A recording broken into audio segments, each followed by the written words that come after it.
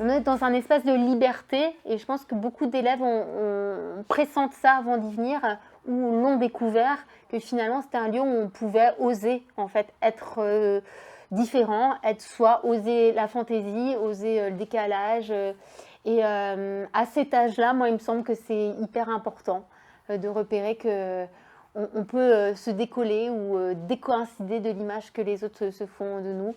Et voilà, par rapport à la perception à cet âge-là qu'on peut avoir de soi, les difficultés des fois aussi qu'on peut avoir à mettre en mots ce qu'on vit, ce qui nous questionne. Je pense que c'est un vrai lieu d'expression.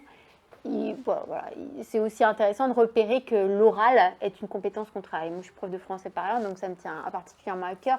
Mais l'oral, c'est une vraie compétence qu'on travaille sur les 4 années de collège en français, entre autres.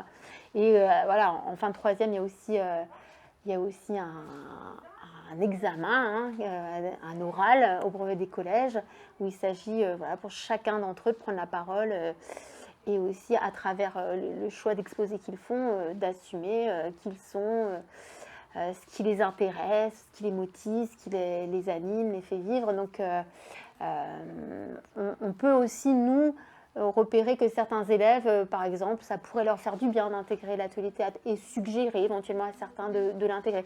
Mais évidemment, ça doit rester optionnel. On y vient si on a le désir d'y aller. On ne va jamais forcer un élève à, voilà, toi, tu es obligé de venir, certainement pas. Quoi. Il faut que ça reste un engagement pris en toute liberté, mais on tient aussi à cette idée d'engagement.